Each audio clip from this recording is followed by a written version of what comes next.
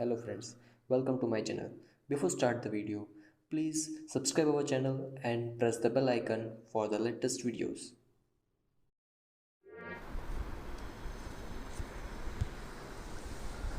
Now let's see the question number 4th, that is the taxi charges in the city consist of fixed charge together with the charge for a distance cover for the distance cover. For the distance of 10 km the charge paid is 105 rupees and for the journey of 15 km charge paid is 155 rupees.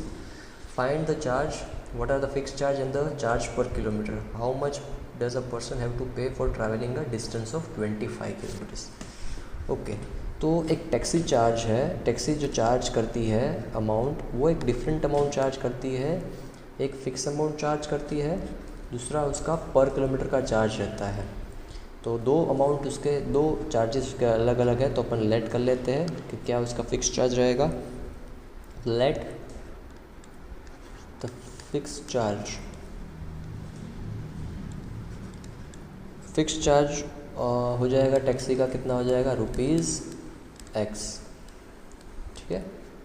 और साथ में variable charge,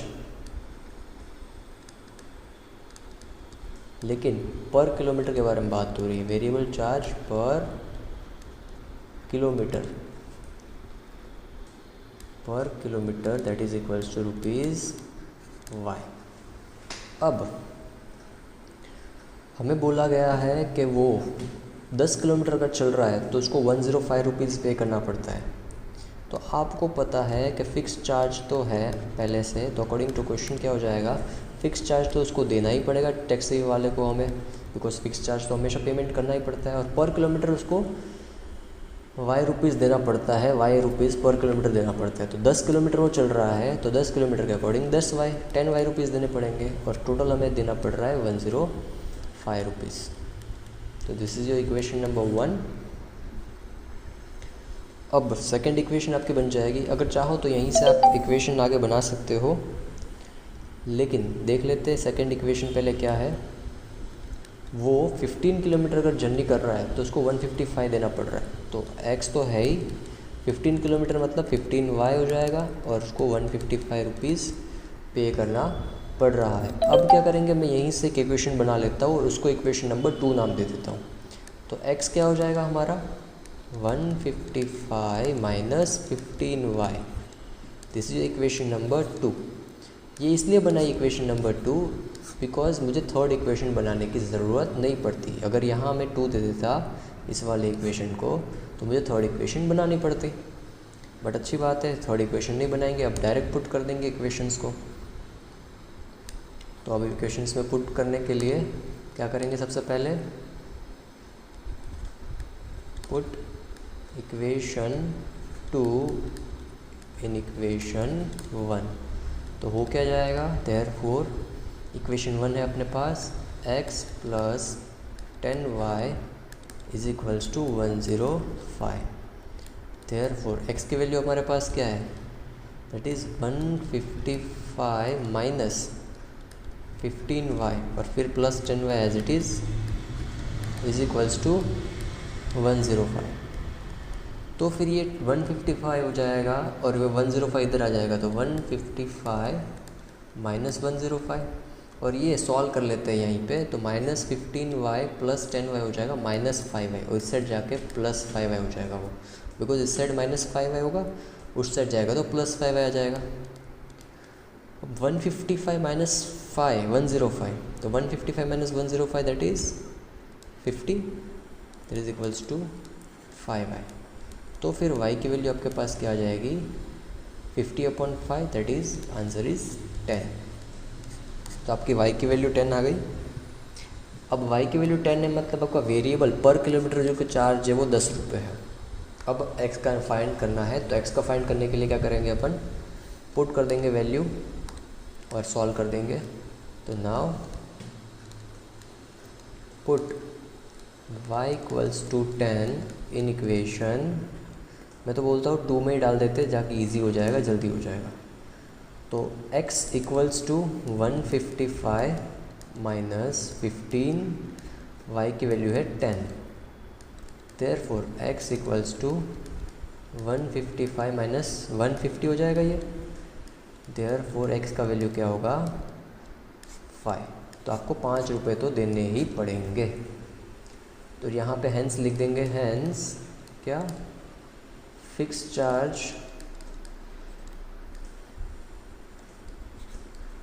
is equals to ₹5 and variable charge per kilometre is equals to ₹10। ये आपके answers हो गए। बहुत simple था।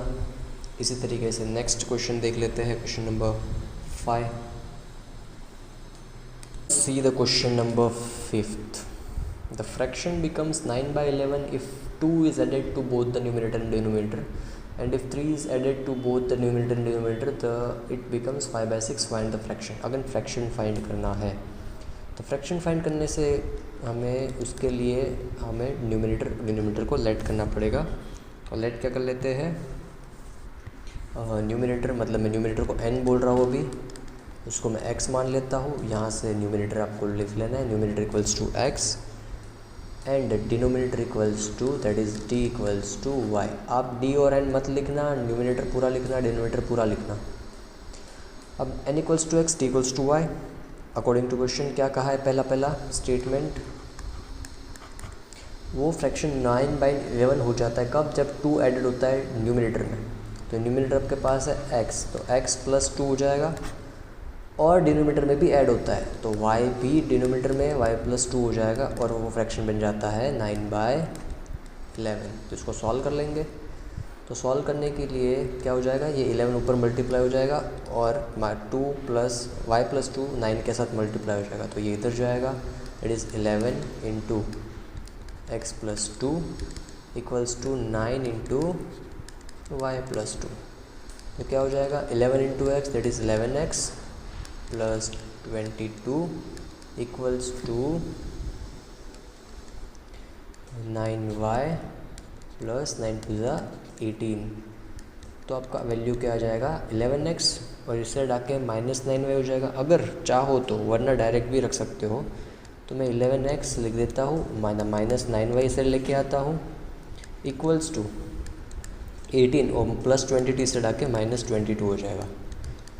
तो फिर लास्टली आपके पास इक्वेशन क्या बनेगी, 11x - 9y that is equals to 18 - 22 that is -4। This is equation number 1।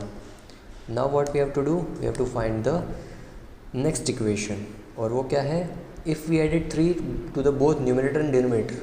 तो वापस अगर 3 ऐड करेंगे न्यूमरेटर में और डिनोमिनेटर में तो हो जाएगा फ्रैक्शन 5/6।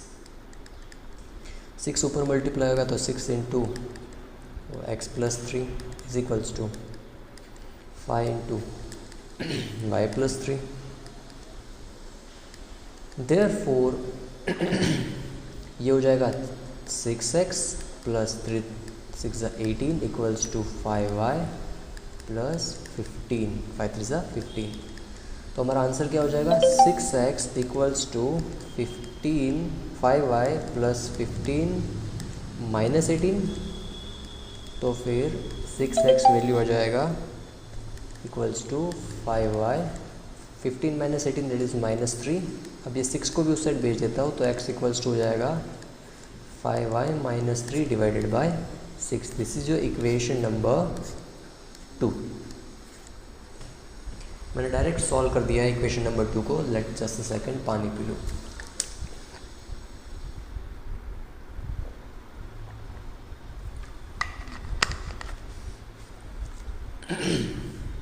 यस, तो डायरेक्ट इक्वेशन नंबर 2 मेरी बन गई है।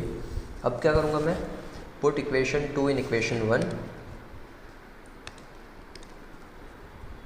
लिख देते हैं पुट इक्वेशन 2 इन इक्वेशन 1। तो इक्वेशन 2 को 1 में पुट करने के लिए इक्वेशन 1 लिखनी पड़ेगी, that is 11x - 9y equals to -4। अब 11x की जगह पुट करना है, तो 11x equals to 5y minus 3 divided by 6, और यहाँ आ जाएगा minus 9y equals to minus 4.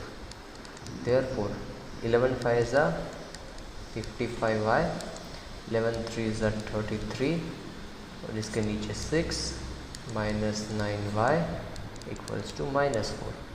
LCM दे देंगे, एलसीएम में 6 इसको भी मिल जाएगा, और फिर ये 6 इधर मल्टीप्लाई कर दूंगा, तो 55y माइनस 33, 6 9 ज़ा 54, तो 54y इक्वल्स टू 6 4 ज़ा 24, तो माइनस 24 आ गया. अब क्या करेंगे, इसको सॉल्व कर देते हैं आगे. सॉल्यूशन के लिए हमारे पास क्या हो जाएगा,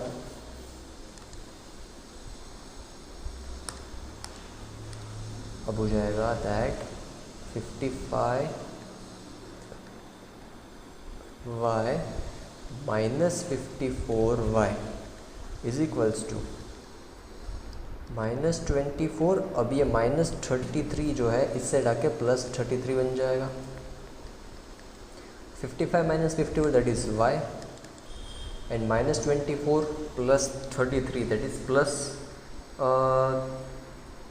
6 प्लस 3 दैट इज़ 9, प्लस 9 हो गया ये, तो ये आपका आंसर आ गया y equals to 9.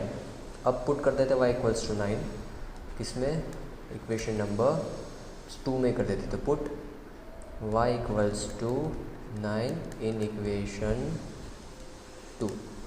Therefore equation 2 अपने पास ये रही, तो x इक्वल्स टू क्या है, यहाँ से मैं लिख रहा हूँ, मुझे पता है, आप देख लेना इक्वेशन 2 क्या है. 5y minus 3 by 6. Therefore y equals to 5 into 9 minus 3 divided by 6. Therefore x की वैल्यू क्या आएगी, 5 9 ज़ा 45 माइनस 3 डिवाइडेड बाई 6, और वो हो जाएगा आपका x equals to 42 divided by 6, 6 1 ज़ा 6 7 ज़ा, तो आ गया x का वैल्यू 7. आपको फ्रैक्शन पूछा था, तो हेंस क्या हो जाएगा, हेंस फ्रैक्शन क्या है, x बाई वाई, और x आपका आया 7, y आपका आया था 9, तो this is your fraction. Okay, आप एक बार देख लेना अच्छे से इस क्वेश्चन को स्टार्टिंग से किस तरीके से हमने किया है. 6th of this third question, that is 5 year hence, just a second, 5 year hence age of Jacob will be 3 times the age of his son, and 5 years ago Jacob's age was 7 times for that of his son. Find the present age. So what we have to let first, let Jacob's age अभी है क्या वो देख लेते हैं. तो let Jacob's present as क्या हो जाएगी, इज इक्वल्स टू x हो जाएगी, और उसके सन की एंड सन्स प्रेजेंट एज क्या हो जाएगी,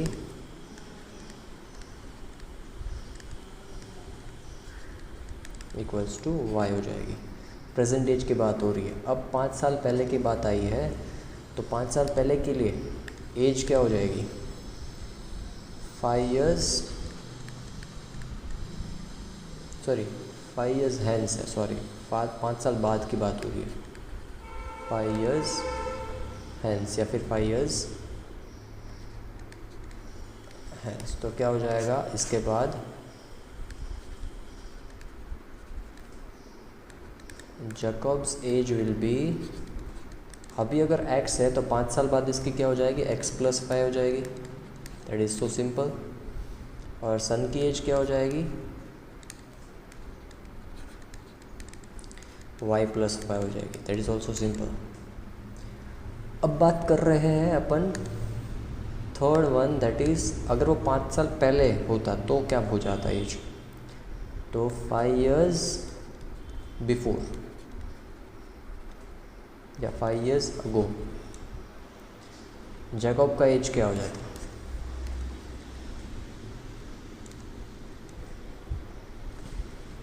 Jacobs age will be x minus 5। अभी अगर x होगा तो 5 साल पहले x माइनस वाई ही होगा, और उसके सन की एज क्या हो जाएगी? y minus 5। अब आपके पास प्रेजेंट एज भी है, आपके पास 5 साल पहले की भी एज है और 5 साल बाद की भी एज है। बस इसी के ऊपर पूरा क्वेश्चन आपको करना रहेगा। तो करते हैं बात। अब आपको यहाँ पे जो इक्वेशन लिखी हुई है उसके अकॉर्डिंग, जो भी एज लिखी है उसके अकॉर्डिंग चलते हैं। तो क्या हो जाएगा, मैं आपको अगर ये नहीं दिख रहा है क्वेश्चन तो आपको क्वेश्चन थोड़ा बड़ा करके बता देता हूँ। सो ये है क्वेश्चन। अब इसके अकॉर्डिंग चलते हैं आगे। 5 साल पहले ये वाली बात हो रही है, 5 साल बाद ये वाली बात हो रही है। The age of Jacob, Jacob की एज 5 साल बाद क्या थी? x plus 5। तो लिख देते हैं according to question. Jacob age 5 साल बाद x प्लस 5 है, that is equals to, will be है इसलिए equals to 3 times of his son, 3 times of his son. Son की एज है y प्लस 5। इसको सॉल्व कर देंगे तो x plus 5 equals to 3y plus 15। Therefore x equals to 3y plus 10 because 15 से 5 से -5 माइनस होगा 15 में से, तो आपका एक का वैल्यू आ जाएगा 3y plus 10। This is your equation number 1। Second क्या है, 5 साल अब पहले जैकब्स एज वॉज 7 टाइम्स। तो 5 साल पहले की बात करें अगर, तो x माइनस 5 की बात हो रही है। वॉज मतलब इक्वल्स टू 7 टाइम्स, 7 मतलब मल्टीप्लाई, 7 से multiply age of his son, son की एज है y प्लस y माइनस 5। ये अपनी 5 साल पहले वाली एज है, तो उसको लिया है हमने। सॉल्व कर लेते हैं तो x minus 5 equals to 7y minus 35। Therefore x minus 7y equals to 30, not 30 but plus y से चला जाएगा तो -30 हो जाएगा, because -35 plus y that is -30। This is equation number 2। अब आपको दोनों इक्वेशंस को सॉल्व करना है। दोनों इक्वेशंस को सॉल्व करने के लिए क्या होगा, आपको सेकेंड इक्वेशन जो भी है और जो फर्स्ट इक्वेशन है, तो फर्स्ट इक्वेशन में x की वैल्यू है वो पुट कर दोगे सेकेंड इक्वेशन में। तो नाउ पुट इक्वेशन 1 इन इक्वेशन 2। तो क्या हो जाएगा, देयरफॉर इक्वेशन 2 है x minus 7y equals to -30। Therefore x की वैल्यू आपके पास है 3y plus 10 minus 7y equals to 30, equals to not 30, equals to -30। तो 3y minus 7y that is -4y equals to 10 इस साइड जाके -30 के साथ आ जाएगा, तो -10 हो जाएगा प्लस 10 का, तो अपने पास आ जाएगा देयरफॉर -4y इक्वल्स टू -40। तो माइनस से माइनस कट, तो आपका y का वैल्यू आ जाएगा y equals to 40 upon 4 that is 10। तो y की वैल्यू आपके पास क्या आ गई, 10 आ गई। अब y की वैल्यू 10 आपके पास है, पुट कर दो इक्वेशन नंबर 1 या 2 में। तो मैं इक्वेशन 1 में पुट कर रहा हूँ, तो x equals to 3y plus 10। Therefore x equals to 3, y की वैल्यू आपके पास 10 है plus 10। Therefore x equals to 30 plus 10।